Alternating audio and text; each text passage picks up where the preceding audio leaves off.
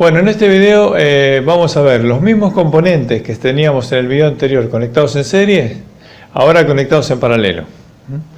La resistencia de 20 ohms, la inductancia de 50 mH, el capacitor de 100 microfaradios. La fuente es de 100 volts sinusoidales, 50 Hz de frecuencia. 0 grados le asignamos porque es nuestra referencia de fase. La resistencia de 20 ohms expresada en notación compleja queda así, 20 ohms. En notación polar queda 20 ohms, 0 grados. La reactancia inductiva a esta frecuencia es de J15,71 ohms aproximadamente, lo que equivale en notación polar a 15,71 ohms, 90 grados. Y la reactancia capacitiva a esta frecuencia es menos J 31,83 ohms aproximadamente, que en notación polar es 31,83 ohms menos 90 grados. La obtención de estos valores a partir de los valores de inductancia y de capacidad a esta frecuencia los pueden ver en el video anterior. No los repito acá para que no se haga largo innecesariamente, porque se puede ver ahí. Bueno, calculamos en primer lugar la corriente a través de la resistencia. Los tres componentes están afectados por la tensión de fuente. Los conductores son ideales. Acá estamos considerando todo ideal, ¿no? Capacitor sin pérdidas, inductancia sin resistencia y conductores sin resistencia. Y todo con un comportamiento lineal. Bueno, la corriente a través de la resistencia, a la que he llamado IR, es igual a la tensión de fuente sobre el valor de la resistencia. 100 volts 0 grados sobre 20 ohms 0 grados, así que 0 grados con 0 grados sigue quedando 0 grados, nos queda 5 amperes 0 grados. Es decir que la corriente a través de la resistencia está en fase con la tensión de fuente. Y en notación compleja nos queda simplemente así, porque no tenemos componente imaginario, que sería el componente que está desfasado a 90 grados o menos 90 grados, o un cuarto de periodo o menos un cuarto de periodo con respecto a la tensión de la fuente. Bueno, ahora vamos a calcular la corriente a través de la inductancia y la corriente a través del capacitor. Bueno, antes de continuar, recordamos que estos sentidos que hemos dado para las corrientes son ilustrativos, porque esto es corriente alterna. El sentido de la corriente está variando, en este caso 50 veces por segundo, porque es la frecuencia 50 Hz. Bueno, la corriente sobre la inductancia es igual a la tensión de fuente sobre reactancia inductiva. Acá tenemos el cálculo y nos da 6,37 amperes aproximadamente, con un ángulo de menos 90 grados, ¿no? Porque 0 menos 90 nos queda menos 90. Y en notación compleja, perdón, es menos J 6,37 amperes aproximadamente. Obviamente que en la inductancia la corriente atrasa con respecto a la tensión 90 grados, ¿no? Porque se trata de la inductancia ideal. Bueno, y en el capacitor ocurre lo opuesto. Acá está la cuenta. 0 menos 90 nos da 90 grados de desfase. 3,14 amperes, el valor absoluto de la corriente aproximadamente. Y en notación compleja nos queda J 3,14 amperes.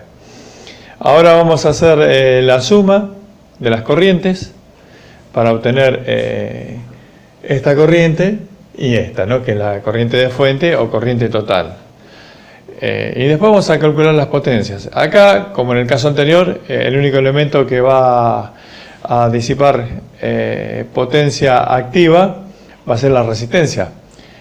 Así que, bueno, la potencia activa la podemos calcular directamente multiplicando la tensión de la fuente, que es la tensión que está aplicada sobre la resistencia, por la corriente de la resistencia. Nos va a dar 500 watts, ¿no? 5 amperes por 100 volts, 500 watts.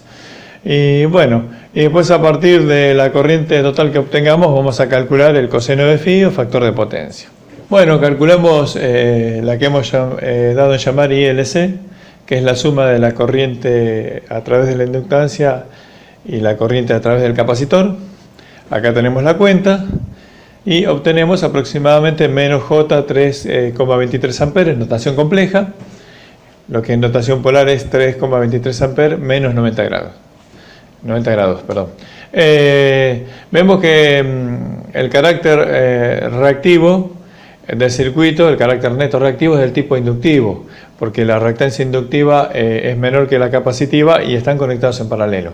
Pasa lo opuesto a lo que ocurría en los circuitos serie, donde si el componente reactivo inductivo era menor que el capacitivo, el componente neto reactivo era capacitivo. Acá pasa lo opuesto.